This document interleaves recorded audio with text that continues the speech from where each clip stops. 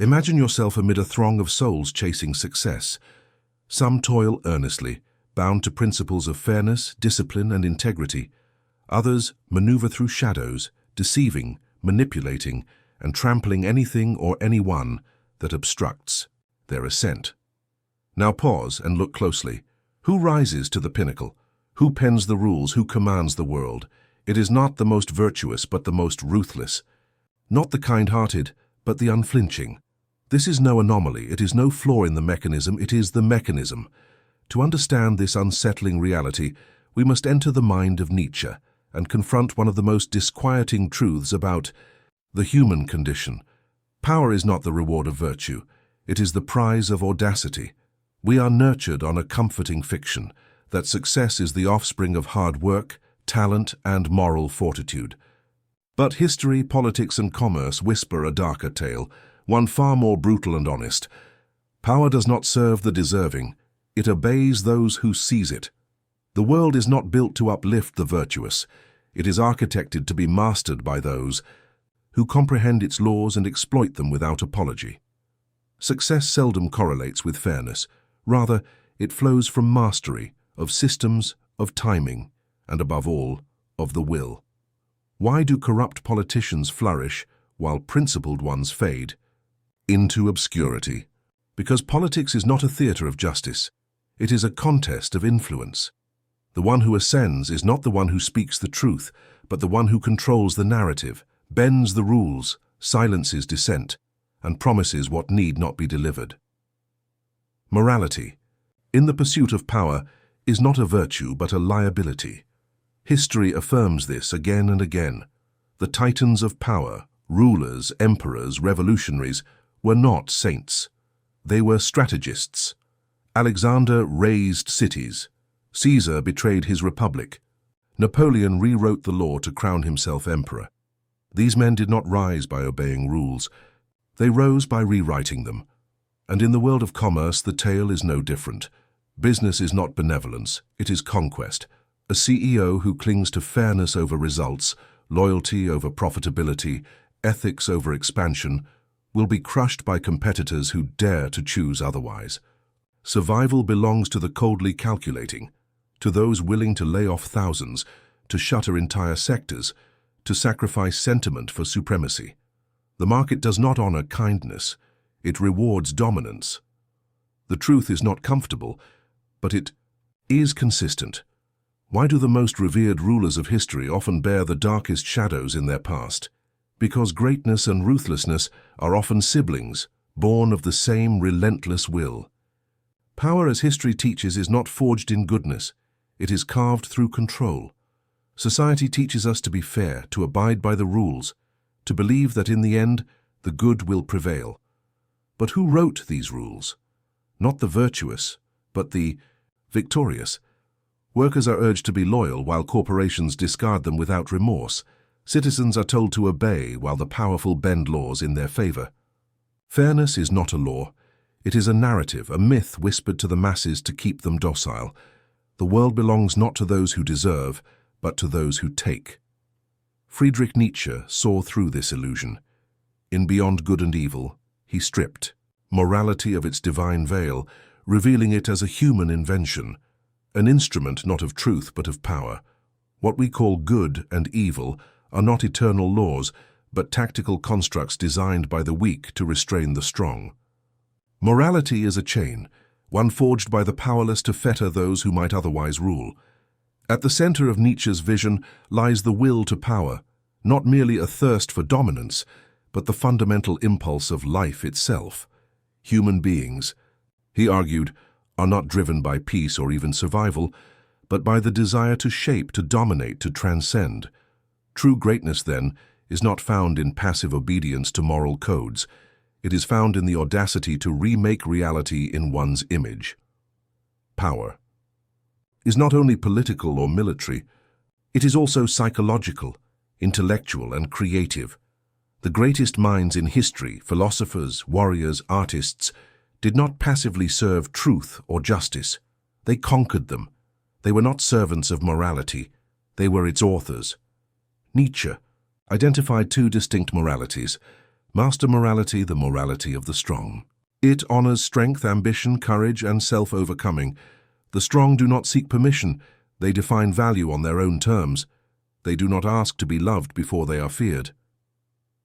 Slave morality, the morality of the weak. It exalts humility, patience, obedience, and suffering, not out of true virtue but as a survival strategy.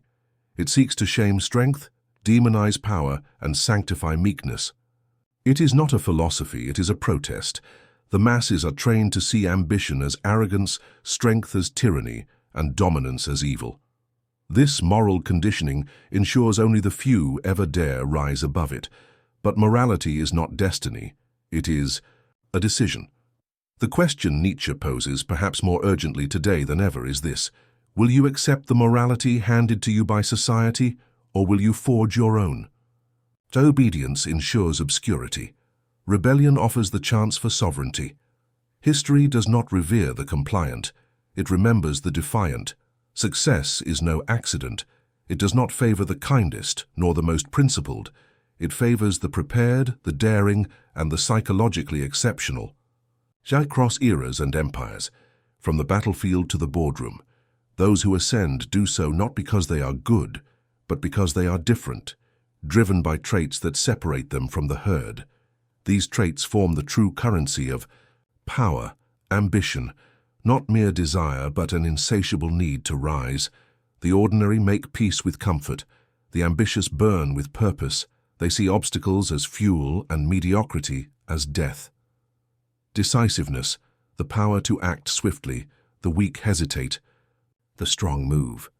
Winners do not wait for the stars to align, they draw their own constellations. Courage, not the absence of fear, but its mastery. The timid retreat from risk, the powerful walk toward it. Fear is not a wall, it is a compass. Throughout history, those who achieved the extraordinary were not those who played it safe. They risked everything, because they understood that greatness demands sacrifice. Julius Caesar, brilliant, magnetic, and ruthless, subjugated the Roman Republic under his will. But the very ambition that raised him also made him a threat. His allies became assassins. In 44 BC, Caesar fell not to enemies, but to friends who feared his growing shadow. His downfall was not misfortune, it was inevitability. Napoleon Bonaparte reshaped Europe with fire and brilliance. His strategies were unmatched, his mind relentless, yet power inflated his pride. He invaded Russia, ignored warnings, and stretched his empire too thin. His arrogance eclipsed his genius. From emperor to exile, his fate was not an accident, but a lesson. Those who do not master their hunger for power are consumed by it. Modern business empires echo this same pattern. Blockbuster laughed at Netflix. Kodak invented digital photography and chose to bury it. Giants fell not from weakness, but from complacency and arrogance. Power does not forgive stagnation. It demands evolution, or it devours. 4 principles of enduring power. Reject naive morality. Goodness alone will not save you. The belief that the world rewards virtue is comforting and false. History does not support it. The strong do not wait for permission. Those who cling to idealism are often sacrificed on the altar of realism. This is not a call to villainy, but a call to lucidity. Use morality as a lens, not as a blindfold. Rules are tools. Bend them or break them when they no longer serve you. Embrace strength. Power is not given. It is earned by those who become impossible to ignore. Cultivate the traits that command influence. Ambition. Set goals vast enough to frighten you. Confidence. Cease begging for permission. Own your path. Decisiveness. In moments of choice, act swiftly and without hesitation. People do not follow the virtuous. They follow the formidable. Stay strategic. Ruthlessness is not about destruction. It is about knowing when to wield the sword and when to offer the hand. Caesar built alliances before seizing Rome. Machiavelli taught that to appear kind when convenient is wisdom, not deceit. The most powerful leaders create loyalty, not fear. Emotion cloud strategy. Master your impulses. Be ruthless when needed, kind when it serves. Let neither compassion nor cruelty rule you, only effectiveness. Adapt or perish. All empires fall. All power decays, unless it evolves. Those who cling to the past fall with it. The wise pivot. They reshape themselves and their methods to meet a changing world. Adaptation is survival. The strongest are not the most ruthless, they are the most resilient. The balance between power and wisdom. Power, unchecked, corrupts. Morality, untempered, weakens. But between them lies the philosopher's path, the way of measured mastery. Ask yourself, will you be a pawn, moral, obedient, and expendable? Will you be a brute, rising fast but doomed to fall? Or will you take the third path? Strength with restraint, strategy with soul, power with wisdom.